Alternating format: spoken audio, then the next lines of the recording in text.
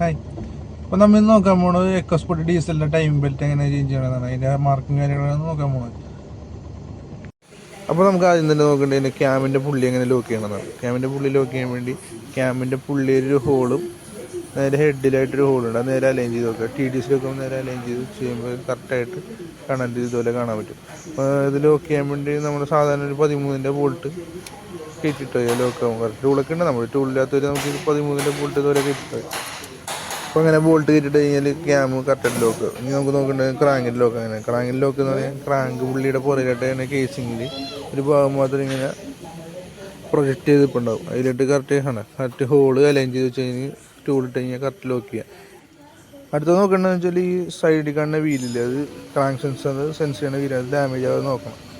ഇനി നമുക്ക് നോക്കേണ്ടത് ബെൽറ്റിന് ടെൻഷൻ കറക്റ്റാക്കാനാണ്. ടെൻഷൻ കറക്റ്റാക്കാൻ വേണ്ടി ഇതുപോലെ ടെൻഷൻ അലങ്കിയിട്ട് തിരിച്ച് ചെയ്യുമ്പോൾ വേണ്ട അതിൻ്റെ നേരെ സെൻറ്ററാക്കി വെക്കാൻ ശ്രദ്ധിക്കുക. നമ്മൾ എന്നിട്ട് നേരെയാണെന്ന് ഒന്നുകൂടി ചെക്ക് ചെയ്യുക, ബോൾട്ട് ടൈറ്റ് ചെയ്യുക, പിന്നെ ഒന്നുകൂടി കറക്കി ചെക്ക്. എല്ലാം കഴിഞ്ഞ് എഞ്ചിൻ പുള്ളി കറക്കി എല്ലാ ലോക്കും കറക്റ്റാണെന്ന് ഡബിൾ ചെക്ക് ചെയ്യുക കേട്ടോ.